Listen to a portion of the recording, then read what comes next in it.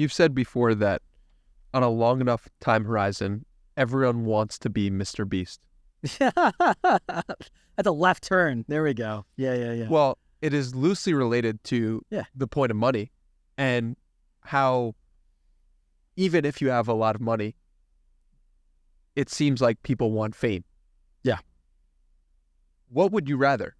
$1 billion or 1 billion viewers of whatever it is you are putting out content-wise?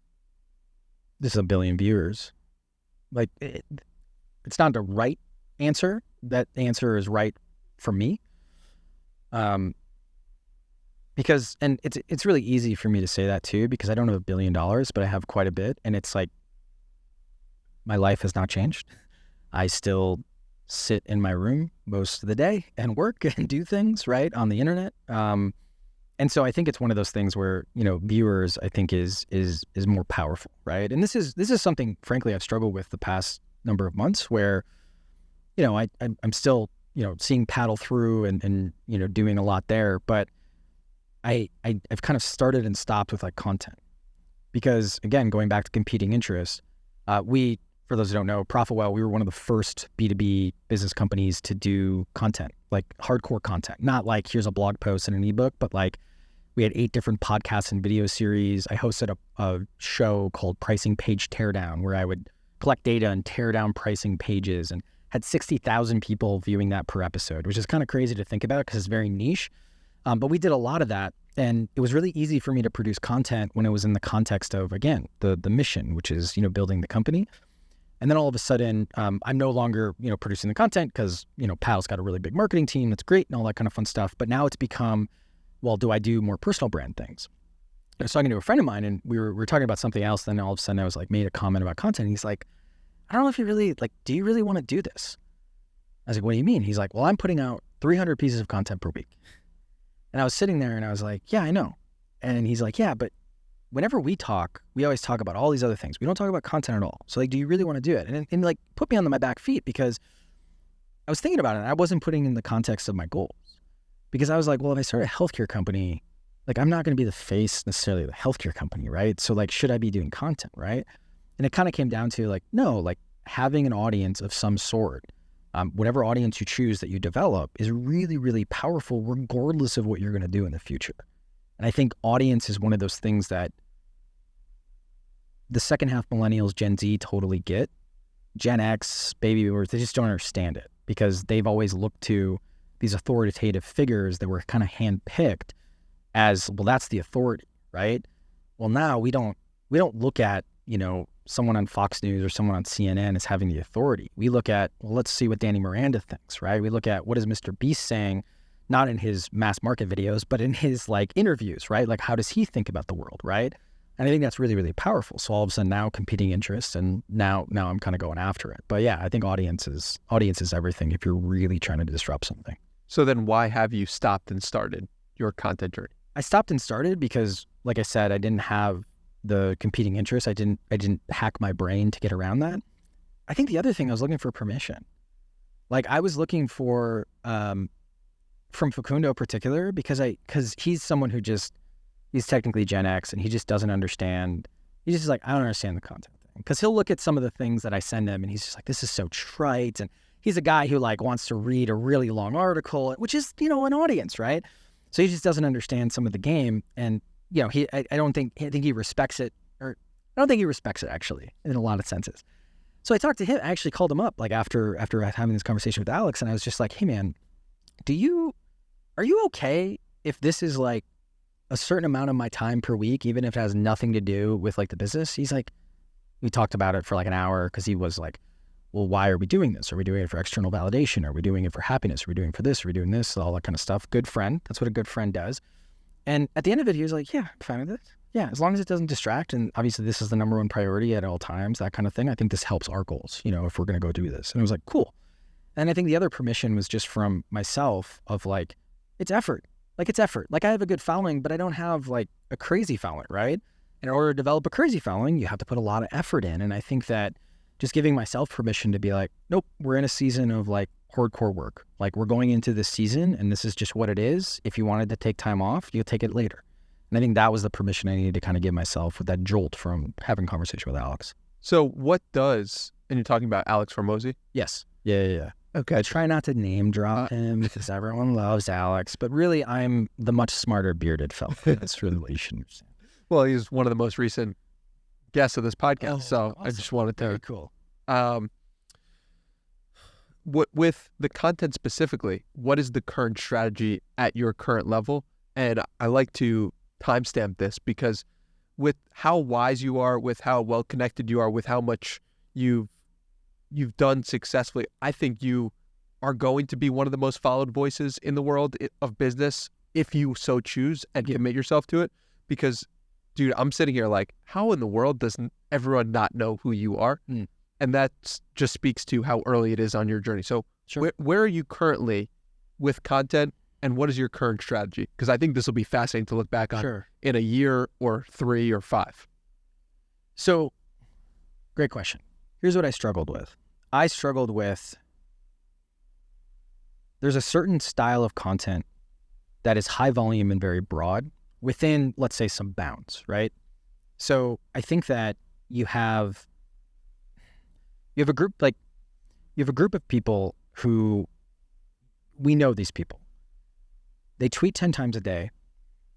Let's say one of their tweets is insightful.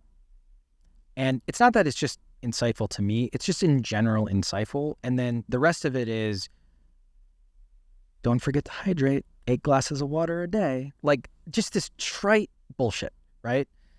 It's the equivalent of, like, I'm convinced that those tweets are the equivalent of, like, the motivational signs that your mom buys at Joann Fabric and puts up in your house. That's literally what it is for millennials and Gen Z, right? Live, laugh, love, like stuff like that. And so what I really struggled with is, it was really difficult for me to see how can I do volume without sounding like that. And it works. That's why people do it. But for me, it was like one of these things I really struggled with.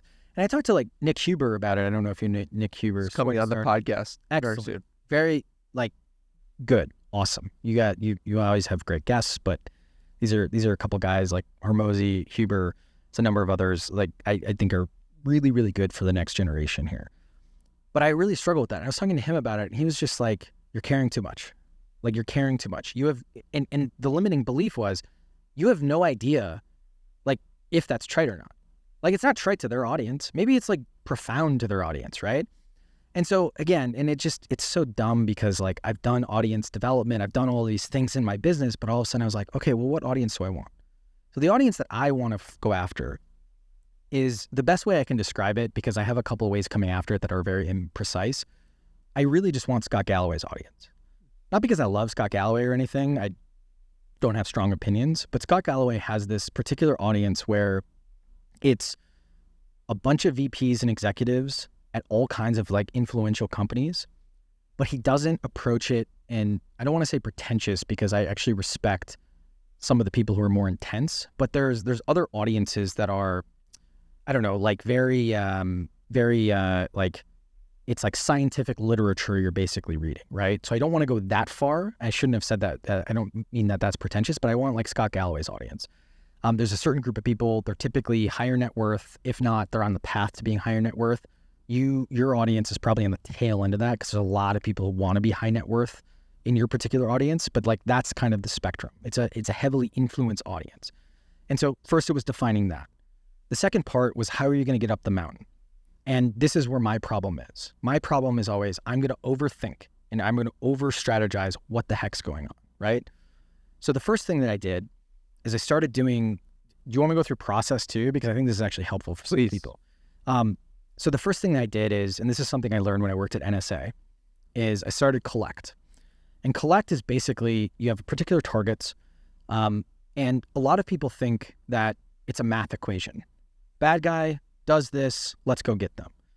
In reality, a lot of collect is all about, I want to understand and I want to come up with a profile on you so that I can try to predict your particular actions. So if I was trying to do this on Danny Miranda, I would sign up for Danny Miranda's email list. I would sign up for alerts on his Twitter. I would sign up for, obviously, the podcast. I would sign up for all these things. And I'm going to put that into a Google filter in my Gmail. And then once a week, I'm going to go click on Danny Miranda, and I'm going to look through everything that Danny Miranda's published, and I'm just going to start taking notes, almost like a journal. And then slowly that develops a profile. And then what I'm slowly going to start doing is I'm going to start to predict, okay, I think Danny, the next 6 months is going to do a couple of these things. He's going to take the podcast in this particular direction. He's going to start doing more of these guests than these guests. And I don't know, something else. And then I wait 6 months, I continue to develop the profile, and all of a sudden I see how right or wrong I am. And those particular kind of directions. Now I can start to internalize, if I'm trying to replicate, compete with, et cetera, Danny Miranda. I did this with every single one of my competitors, not only the company, like what was coming from the company, I did this with their main leadership, their co-founders. I did this with acquisition targets, just develop Collect. Because Collect is a journey of a long-term journey. It's not a short-term journey, but you want to do it over the long term because as soon as you do something and I'm competing against you, I already want all that background knowledge. And I want to understand if you broke the frame of what I thought you were going to do, I want to go figure out why. And I want to go through my history basically. So I started doing that with a couple of people. A couple of people I wanted to kind of replicate in terms of, types of content or at least audience. And so started developing that. And then the first principle comes into, okay, what's the way up the mountain? What I started doing was, let's do these 2 podcasts and let's do this, like basically building the media company that I had already built at ProfitWell essentially. And then I pulled that back, and where we are now is basically, okay, the most powerful thing is the email list. And the email list doesn't necessarily need to be super active, but you want to start to create an email list because then I want to point those things at harder level things.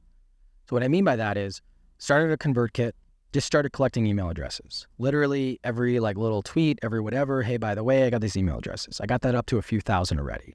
Just passively doing that for basically a month, right? Not really calling it out, not doing anything too crazy. Now what I'm going to start doing is I'm going to start building one fantastic, undeniable guide per month. I don't need money, so I don't need to sell it.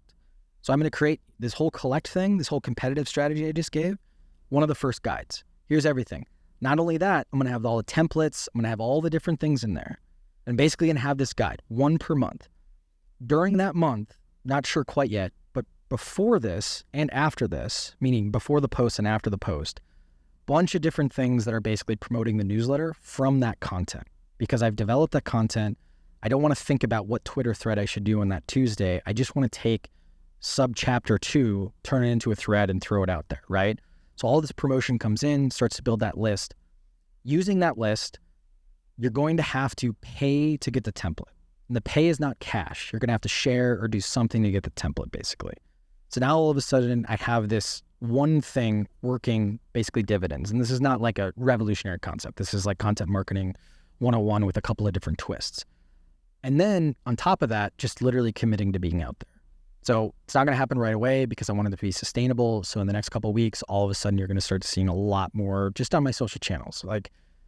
And then as that particular builds, once I reach a particular subscriber threshold, and the number is going to depend on a couple of experiments. That's when I launch the higher order thing, a particular podcast, and it's all going to start in business. So it's all going to be business, by the way. Then the business podcast comes, that's going to complete this loop even further. And there's a bunch of different sub loops I'm happy to get into if it's interesting. Then eventually we're going to start to expand beyond business. And we're going to get into probably health or things like that, where it's I can have a researcher read the 64 articles on eggs and give you a definitive answer, should you be eating eggs or not? Instead of listening to 6 hours of Andrew Huberman talk about the lectin and all this other stuff that you're not going to understand, I can give you here's 800 words on why you should eat eggs, and here's all the resources if you really want to dig into it, right? And then we'll expand into that's when we'll do a podcast like this, where it's super broad, and the list will be growing over time. So that's the current strategy. If I've learned anything about strategies, it'll be thrown out in 9 months, but that's the initial foundation. But it starts with just being consistent, and then that guide is going to be kind of the central point. And then eventually we'll see where the data takes us. It will be so cool when somebody tweets this video back to you in 2026. I'm what an idiot. Or he followed this perfectly and look at the exact. Yeah, the best laid plans, right? I just think I'm trying, and then the most important part, and this is what Huber challenged me on, is you can't be, you need to you need to automate or outsource or whatever, insource as much as is humanly possible. Like, you can't be the center. He's really, really good at, like, I would just say straight up delegating in general. I'm very like in the weeds with a lot of this stuff. And so that's the most important thing is, there's this writing partner I've had for a while, basically talking to him about, and we're going through a little pilot of him like running it, basically being like operationally, because it's not, I'm still going to be involved in all the content because I'm not going to be able to get out of that, I think, ever, because a lot of it's the ideas and stuff like that. But there's all this stuff, there's all this stuff around that requires hours and time. And so getting that to be as automated as humanly possible. And then most importantly, being as patient as hell. Like, it's not going to happen overnight, and that's okay. Like, but it's a 10-year journey, right? It's a 20-year journey. It's a 30-year journey, right? And I think that's been a really good filter that I've had for making decisions now, is like getting over that hump. And that's what I talked to Hermosi about. I was just like, well, I'm trying to approach it as like a multi-decade journey. And I think that's the thing that was like holding me back, is like, am I willing to do this in 25 years? And I wanted to, but I needed some of that permission, or I didn't need some of that permission, but I wanted to get some of that permission.